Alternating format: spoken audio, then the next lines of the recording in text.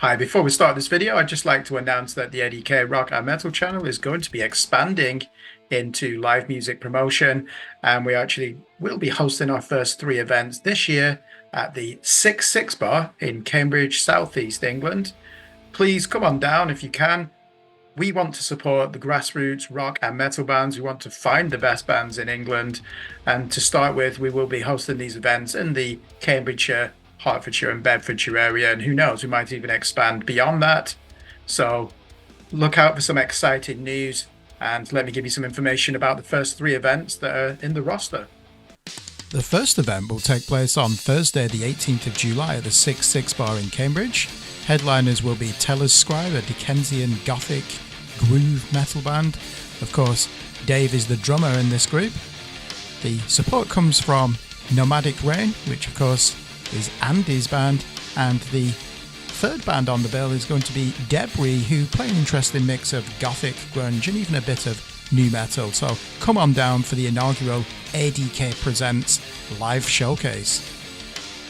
The second event will take place on Thursday the 25th of July. Again, that's at the 6 Bar, and this is going to be headlined by Cambridge progressive metalcore heroes Far From Refuge, who will also be launching the new EP, and support comes from the Hertfordshire death grind band Extreme Death Art and the Cambridge power metal meets groove metal act Hereward.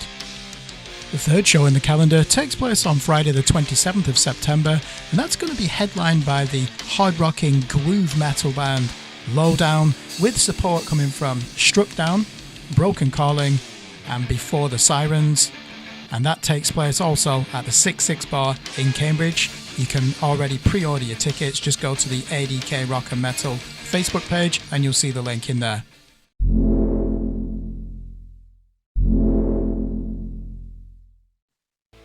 Hi, welcome to the A.D.K channel. My name is Kirk Horton, and today's guest, we've got Pontus Levan, the drummer from the extraordinary Swedish progressive sludge metal band Horndal. Some of you will know that this band is named after the village in which they were born, and they've achieved quite a bit of international or certainly national press in Sweden because they write albums, concept albums about historical events in their village. So Pontus, it's an absolute pleasure to have you on the channel. You're one of my favorite contemporary bands. I'm going to start with a light-hearted question. So your parents must have had high hopes for you by calling you Pontus. That is a great name. You sound like a philosopher. So what did your parents want you to be in life? Sorry, what was that? What did your parents want you to be in life? Oh man. I mean, I'm a drummer now, and it's too late for anything else, basically.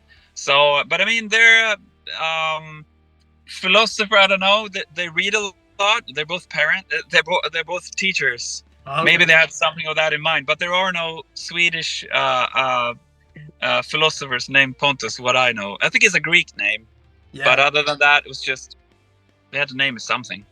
Rockstar then. Sounds great. I think it is Greek, isn't it? Yes, Pontus. Yeah.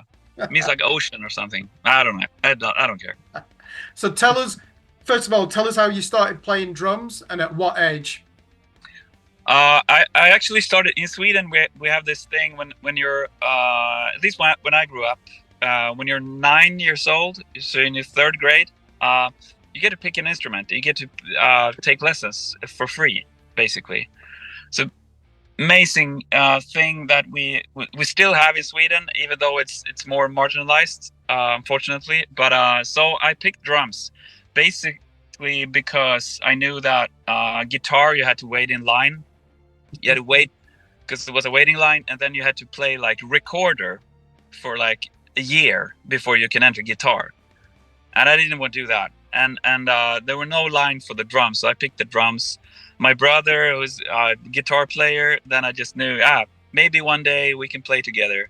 It just took us like, I don't know, 25 years. And then we started playing together. So I started at 9 and then I played. I didn't like it very much. So I quit pretty much right away and just played video games and being, just a kid. And then I started like in high school, classic thing, started a punk band, played like punk and hardcore, and learned by playing that basically. But ever since I was like, 14, I've played drums on and off. It is surprising, that, isn't it, that it took 25 years for you and your brother Henrik. Yeah. Just for our viewers, Henrik's the vocalist and guitar player in that's right. Horndal, and you've also got another lead guitar player Mm. in the band. So who were some of your main influences? You know, when you're 14, when you start taking it seriously, you said punk and hardcore was really what you were listening to at the time. Is that correct?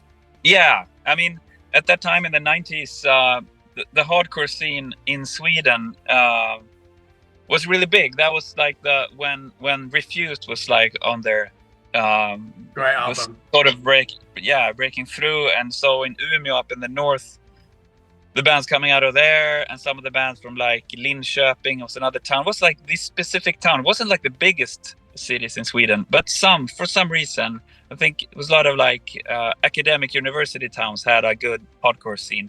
So I started listening to stuff like that, and Refused actually led me to listen to Entombed, because they recorded at the same studio. It was a legendary studio in Stockholm called Sunlight Studio. So it was sort of the other way around for me. So I started like listening to Refused, led me to Entombed, and Entombed led me to Black Sabbath, and the rest is history, basically. So you just mentioned the 90s. Just think of the contribution of the nation of Sweden, certainly to metal. So you've got melodic death metal via At the Gates and Dark Tranquillity, and these are world-class bands, In Flames, so influential to this day. Yeah. Of course, you've got Entombed, who more or less invent that death and roll genre, and sludge metal. I think they had a big impact on that once they move away from death metal. One band that we probably talk about more than anyone, Meshuggah. What planet are they on? I think we just have to say about them, don't we? But my point is, Sweden refused the shape of punk to come. These are game changers, these records, aren't they? Yeah. They really did change heavy guitar music. Definitely. And Horndal, you know, there's no reason why you cannot do the same thing for your type of music, which we'll get onto, because I don't think really we know what it is, your type of music. But I just want to, again, this is mainly for our viewers who haven't listened to the music. So Horndal is a village in Sweden, and that's where you take your name. Yeah. And we know because of your band that it was really a steel town, wasn't it? And you have the decline of industry. In 1979, I think the last steel mill closes. Yeah. So you're a teenager in the 90s. Tough question for you to answer. Why did you stick around, given that you saw a lot of economic prospects diminish and industry go into decline? Yeah, I mean, we grew up there, my brother and I, and our parents, they were teachers, so they had all the steel workers' children, they sort of have them in school. But then when they closed down the steel mill, I mean, they had to, the classes obviously got way smaller. So my mother couldn't keep her job anymore in Horndal, so she had to find another teacher's job nearby. And after a while, I mean, we stayed for a while, but then it didn't make any sense for us to stay. So we moved it wasn't very far. We just moved closer to the main city that Horndal is connected to. It's called Avesta. That also had a much bigger steel mill that was still up and running. And that was more work for our parents there. So we moved, but it was basically like 20 minutes away. But I mean, we kept all our friends, obviously, in Horndal, and the ones who stayed, and we visited them. But it became a ghost town, really. When did you move back to Horndal a few years ago, or do you still live 20 minutes away in the near? No. We moved to. We all live in Stockholm and have for a long time. My brother and I, and the other guys in the band. Basically, I mean, if you want to play music and you come from a town, I mean, nowadays it's like maybe 1,000 people live in Horndal. Try finding like-minded musicians. That one, play an instrument, two, want to play like that sort of heavy music that we play, and three, can do that properly. So that's really tough. But we moved to Stockholm quite a long time ago. Basically, I did it. My brother moved. He's older than I am, so he moved before me. But then, I mean, I just want to play in bands, and there was much bigger opportunities, obviously, in Stockholm. A big scene, a lot of bands come here on tour. I mean, so there was. I mean, I was too curious about music and life, Yeah. so I moved. But we go there quite often, and my brother actually bought a small like a summer house sort of close to Horndal, so he's there a lot now. Yeah, I think I did an email interview with you, Screen Bash Repeat. I remember saying, "Tell us 3 positive things." Is it called Bertie's? There's a cafe, isn't there? Yeah. Is that still open? Yeah, actually, we've just booked. Bertas. That's the only restaurant, if you want to call it a restaurant. It's really a shitty pizza place that serves beer, which is a pretty dangerous combination in a small ghost town. So it's pretty. Sometimes there's trouble there, violence sometimes, but they make decent pizza. But actually, we're gonna play. It's really small, but we're gonna play a show there. So we just talked to them. So we booked it for September. It's gonna be madness, total mayhem. So we're sort of framing it as that's sort of our live at Hammersmith or live in Budokan, Yeah. but live at Bertas. So yeah, that's a great place. Scary but great. Do you think Prosthetic Records would be interested in a live album? To record I that? mean, yeah, we're gonna try to record it. It's probably gonna sound shitty, but I think that's good. It's suiting with a really sketchy sound. So we're gonna record it, and we'll see if it's really releasable or not. Where is the venue then in Horndal where you're playing this show? Is it Bertie's? Yeah.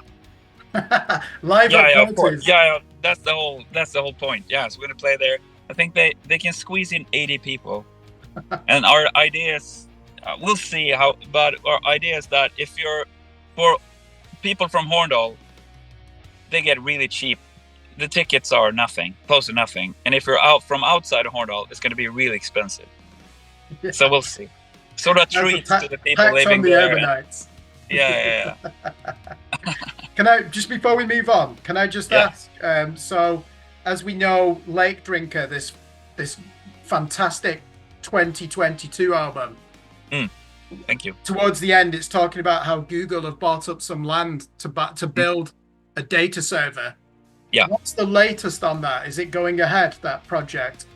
I mean, the crazy thing, they haven't built anything. They just have deforested. I mean, so much land there, and but with those, it takes forever. So, I mean, they have done that, and they bought the land, and everyone.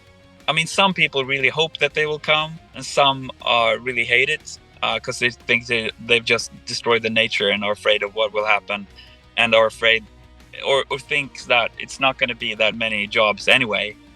I mean, what do they need? I mean, a couple of janitors, somebody running the IT. Yeah. It's not really the workforce of people from Horndal.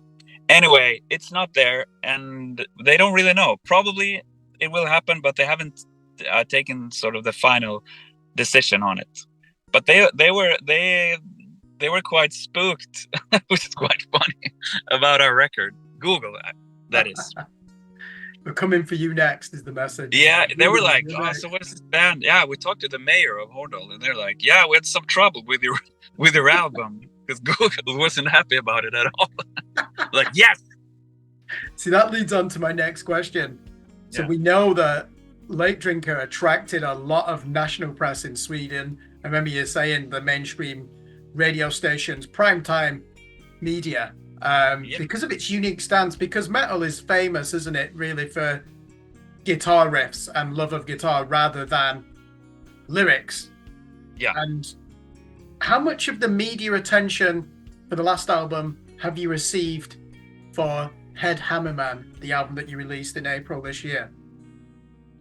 It's been overwhelming this time too, and I think, I mean, the last time the subject was really relevant and really people were talking a lot about that, like Swedish industry declining, and then American tech coming, because it makes a lot of sense for them to establish in Sweden, because we have I think the main reason is we have a lot of cheap energy, sustainable energy you can get in Sweden.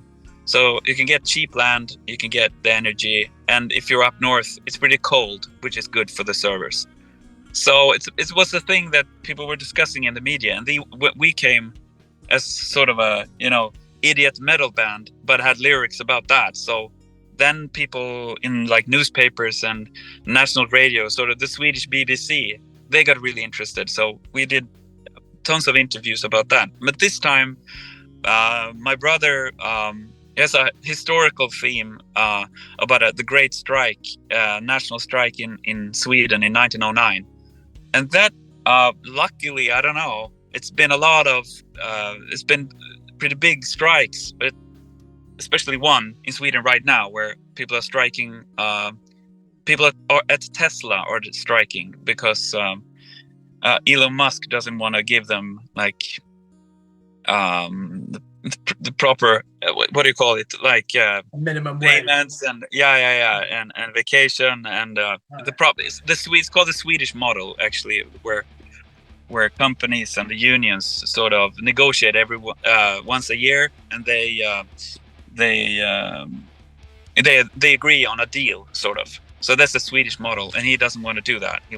So it's been a great strike. So we came with this book, sort of talking about and also in this metal form. So media got really interested, and Henrik, my brother, wrote a book about the whole thing, this historical events in Horndal. So the book got a lot of attention too. So it's been crazy. It was like on the morning news. They have this guy, it's amazing. He's Swedish music journalist called Fredrik Strage. So he talks about music like every week in this morning shows. So they played like a whole song, showed a video, and talked a lot about the album. So yeah, I mean that's weird. That is incredible. But, yeah. By the way, just a point. I was reading Elon Musk. He's waiting for shareholders to approve his pay package of $54 billion, isn't he? I noticed at Tesla. That's fucking insane. Lex Luthor. Yeah, that's. Can I just ask a bit more about Ulrik Andersson? So he's this trade unionist agitator or hero during the 1909 strike, and then your brother Henrik, you say he's written a book. He's written a history of events of 1909. Yeah, Tell a bit more about that. It's a historical novel, and it started a local like sort of historian, like an old man in Horndal, really sweet old man called Bengt. He told us about some of the stories from the strike back in 1909. But then he mentioned pretty briefly, or he gave my brother a book that mentioned this guy, Ulrik Andersson, briefly. But we got really interested in his story and just wished there were more to read about him. Because it's just that, I mean, he was he worked at the steel mill, just a normal worker there. But then he sort of ended up becoming the union leader in Horndal, because the man who was the union leader moved to Stockholm to have this career within the union here and the political, like, Social Democratic Party. So he sort of pointed at him and to Ulrik and said, "You're going to be the leader now." And he was like 27 years old. So then the Great Strike, we just knew sort of that. But then Henrik, he started digging in archives and did shitloads of research for like 2 years. He also he started this ancestry account and found Ulrik's relatives, because and they were living they're from America, because after during the Great Strike there was just strikes all over Sweden, but the guys, the small union in Horndal, were the ones who sort of, they were the last men standing sort of in the fight. So I mean, it escalated to they were evicting workers and their families from their homes, which led to um, starvation and famine, but they still wouldn't give up. So they sent in the military. So they came with like guns drawn. So we were like, I mean, just a few bullets from a civil war in Sweden. So it was a big thing. And Henrik found out all about this. So it's like, I said to him, you can't fit this in the lyrics because otherwise it's going to be sort of a rap metal album. It's too wordy. It's too much. So write a book, sort of jokingly, but then it did. So and it came out the same time as the album. So it's about the story of him, and then the prime minister in Sweden ordered the military to put down their guns, reinstall the families, let them have their homes and their jobs back. So, but then he got blacklisted all over Sweden, so he couldn't find any job anywhere because they hated him so much. So he was forced into exile. So he crossed the Atlantic to America, and there he found a job in Chicago at a steel mill there, and then just stayed there for the rest of his life. So Henrik found his relatives, so they have been telling a lot about him as well. So it was quite amazing. Did you say that off camera you were just saying that you'd tracked down Ulrik Andersson's granddaughter? Is that correct? Yeah. Yes. It was really weird because he found her through those ancestry, family tree, whatever it was, .com. He found her, and then he contacted her. And at first, he asked, "Are you the granddaughter of Ulrik Andersson?" But at first, she was really spooked that this is a sort of scam. She's like 70 years old. A 70-year-old lady gets contacted by the Swedish lunatic who claims to play in a metal band, and he wants to do a project on her grandfather who passed away in 1970. She had no idea about all the events that happened in Sweden to her grandfather, because he never talked about Sweden when he was alive in America. Just want to forget that because that was really traumatic for him. But then eventually, Henrik gained some trust, and then they started talking, and they started FaceTiming like this, and they became really good friends. It was beautiful. And then she told him a lot more about him, and which really helped the story and the book and the album. And then for the release of the album, she traveled with her husband to Sweden, to her motherland, for the first time in her life. So we got to visit Horndal. Wow. And see all the places where he lived, where he worked, everything. So she was came for the release, which was so beautiful. That's like tears everywhere. Yeah, I can imagine. That's the thing, though, isn't it? You're really promoting an album and a book. Yeah. There are two pieces of art here that come out. I think that's got to be one of the reasons why you've maintained a national attention, because you've just increased your output and become even more ambitious, that there's a book based on these events as well. So, I mean, at some point, like, how do you ever top this? That's going to be a hell of a problem to have, isn't it? I know. I get really stress symptoms just thinking about it, actually. But then again, last time was the same thing. We did, since we got a lot of attention for the last album, it's like, okay, that's it. We can't do anything more. But I'm sure we'll bump into something, and we'll see it. I don't know what it's going to be. A blockbuster movie. A video game. I don't know. See, this album, I think, is quite different musically to the last one. Yep. I guess the lazy term would be progressive sludge metal. You might not agree with that, because there is hardcore in here.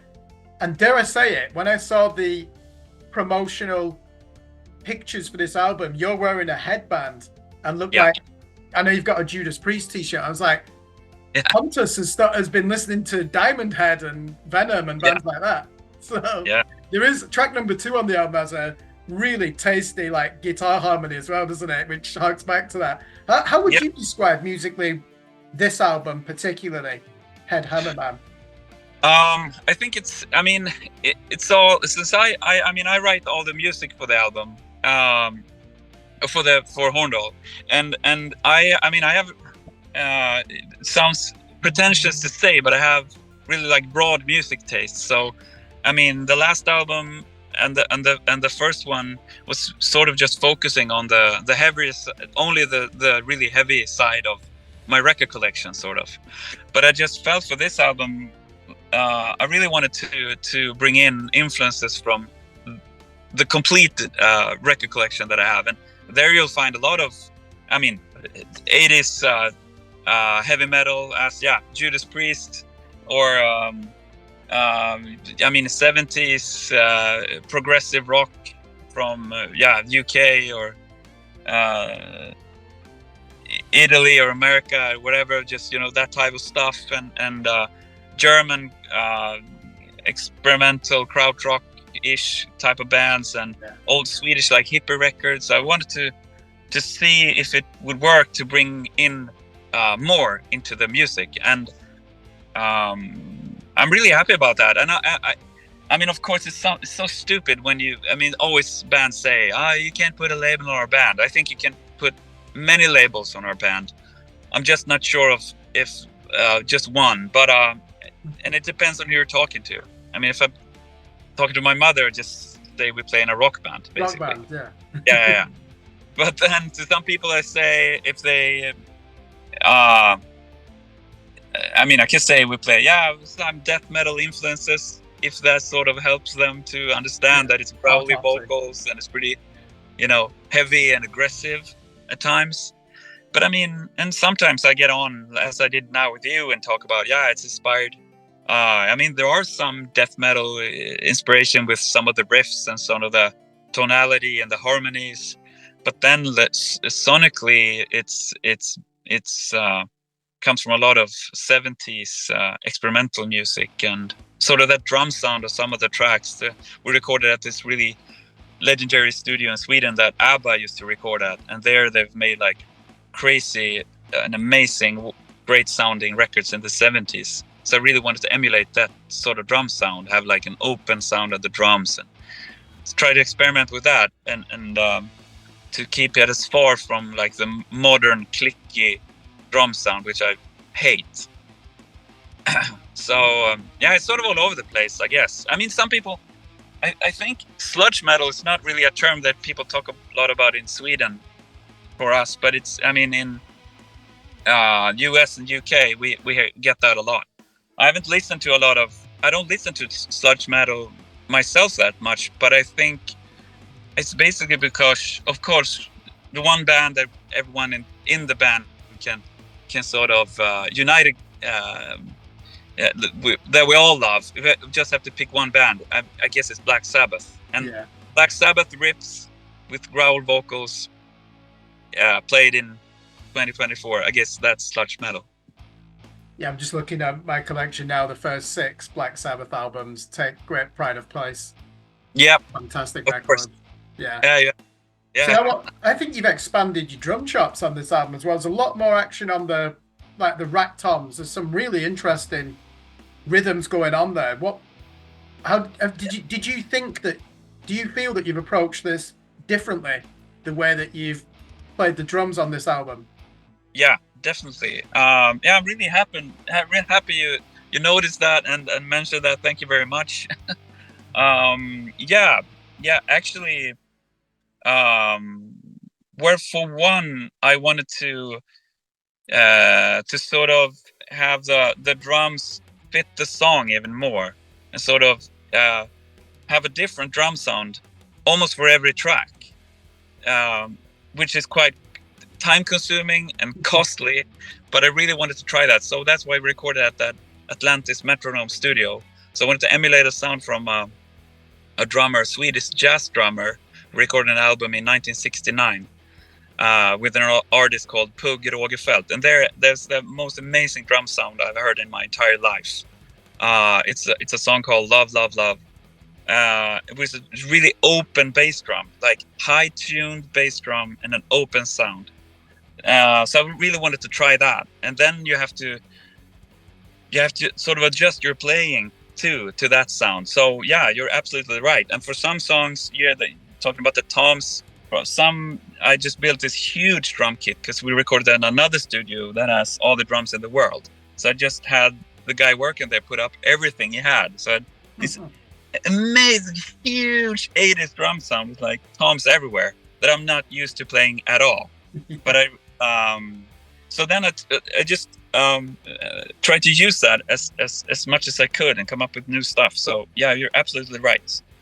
Probably the main departure musically, I would say, the way you've approached drums on this album to distinguish it from the last record. Yeah. Because I thought Lake Drinker did have quite a lot of thrash metal elements on it, but with really filthy guitar tone, didn't it? I think that's what really musically captured me. I remember thinking, "Oh, this is unusual." My first thought was like, "Okay, Mastodon," and then the more I listened to it, it's like, "No, this doesn't sound like them at all, really." No. On that, but I can see on the back of Lake Drinker. So my last question: we finally got you over here in the UK in London for the Desert Fest. Yeah, 3 weeks ago, wasn't it? So what are your fond memories from that debut UK show? It was amazing. I didn't really know what to expect. I was really happy when they contacted us and asked us to play, and it was the first time in the UK. So, but it was great. We played this. I don't know if you know about the place, but it was called the Devonshire Arms. Yeah, I know it. Yeah, like small metal pub basically. It was just perfect for us. Yeah. So. I mean, it's small, but they can cram in quite a few people there. And it was really great audience. So to us, it felt like this is a lot of people here, and they're really into this, into the music and into the show, and so we were overwhelmed. We thought it was amazing for us as a first. And I mentioned to you earlier before the interview, I've played in London before with other bands, and that has been really hard. So it was a really good debut for us. And they approached you as well. I think that just shows you, doesn't it, how Horndal has elevated just through great music and the attention, where festivals are contacting you now. And surely that's got to be a source of great pride, isn't it, knowing that people want you to come and play at a festival rather than you having to email everyone and please let us play. You're getting approached now to do that as well. Yeah, I mean, that's really flattering, and that's we love playing live, and so that's great. And so yeah, we're gonna play quite a lot here in Scandinavia now in the summer, but mostly in the fall, and then there are plans for like a European tour. With more UK dates, early 2025. I'll definitely be there. Yeah. Yeah. Are you headlining? Are you going to do a giant headline with another, legendary Swedish metal band? That'd be, I think for us, I don't know. They're trying to find like different things. I think there were some like indoor festivals. They're trying to connect, have some important dates. So I think it's going to be, some headlining shows, which is going to be quite hard for us since it's going to be our first trip. But I don't mind. I'm happy to play to 10 people in Newcastle, and then maybe come to support some band in Birmingham or whatever. If they still have venues left in Birmingham. I heard there were quite some troubles with Birmingham going bankrupt or something, right? Oh yeah, the council. Yeah, that was actually due because of they'd underpaid the female staff, I believe, over years, and they knew that there was a case against them, and they hadn't budgeted for it, and the payout from that was in the tens of millions. So it's a legacy issue, a historic issue that they should have been prepared for. So but I mean, I'm originally from near Manchester, but I live on the outskirts of London now, a bit like you. So I've moved to another city. And the town where I'm from is called Darwin in Lancashire. So you know that because when you released Lake Drinker, you identified some European Rust Belt towns. Blackburn is the near town. And I noticed you had Bolton, Doncaster. In Germany, you had towns. I was so impressed by it. Again, the research. And did you give, was it, did they get a discount or something, an advanced listen, people from those towns? Yeah. It was really a nerdy thing. But basically, we just noticed when we started the band and we released the first record, that people from like all over the world contacted us and said, I can really relate to this story. I mean, for us, coming from and singing about our hometown, which had a factory, which had a life and a culture for people. And when they closed the steel mill, everything just went away. So people from all over the world started contacting us, like from South America. Like I come from a mining town, and when they closed the mine, it became a ghost town. So I totally understand what you mean, and it means a lot to me that you're singing about it. It was in like New Zealand and Australia and the US. So it just struck us that, I mean, you have that. I mean, the Black Country in England, and the Rust Belt in the US, and it's called the Ruhr area in Germany. Yeah. So they have this thing everywhere. So it was an idea for my brother to let's have a song that the lyrics, it's just me screaming the names of those dead towns in the sort of the rusty areas of the world. So there and it was during the pandemic. So at first we just wanted to we have to play the album, pre-release the album in Horndal. So the people from Horndal get to hear the album first. So we did this through the other guitar player in the band. He's a coder. So he made a website that was locked geographically to Horndal, like with the GPS and your phone. Yeah. So you can only hear the album in Horndal. So that went on for a week or so. And then we expanded to all those cities that we were singing about in that song. So you can listen to it in a bunch of different cities in the UK and in Germany and America. So that was a sort of a gimmick thing. But I mean, some people really did it and it worked. So it's fun to do like stupid things when you release your album. Well, I just remember seeing the press release from Prosthetic Records and thinking, bloody hell, Blackburn, Lancashire, where I'm from, is in an email about a metal band from Sweden. Yeah. For that reason, I think that might have been one of the reasons why, because they always choose 8 albums at the beginning of the week. Okay. I do like Prosthetic Records, so I probably would have chosen it anyway. But I remember seeing that. It's like, right, that's going to the top of the pile. They're aware of Northwest England, so yeah, that's nice. Yeah. It's totally. I mean, total nerds. I guess it's back to maybe our like teacher parents. I mean, I don't know. We sort of read a lot when we were kids, and I don't know. I think geography and history is interesting. Yeah, very impressive. Certainly your knowledge of England. So I'm going to wrap up the interview there. I just want to say to our viewers, this is album number 3, if I'm right, isn't it? Head Hammerman. Yeah. You did the Horndal self-titled EP of 2017. The debut album is called Remains, which we were just talking about. Lake Drinker, which is the one that got me into the band. Actually, the Be Evil EP, 2022. I never got round to listen. Is that a covers EP? What is that? That's like a 7-inch that we put out with. It was actually leftover songs. Be Evil was a leftover song from Lake Drinker that we really liked, but it's how it is. We couldn't really fit it into the track listing. I thought of, and had some like. Was a bit too similar, so it was better as a standalone single. So we put that one out as a 7-inch with an Had a Beach side was like a leftover song from Remains. Okay, they just skipped me by that one. But for our viewers, 5th of April this year, Head Hammerman, released via Prosthetic Records. Go out and buy it. Bandcamp, go to the Prosthetic Records website, and obviously, hopefully, we'll see you certainly in England and the wider UK. Early 2025. Yeah, that's the plan. So keep your eyes open. Excellent. Well, thank you very much for joining us, Pontus. Really appreciate that, and I will see you in person early next year. Nice. Thank you very much. Cheers.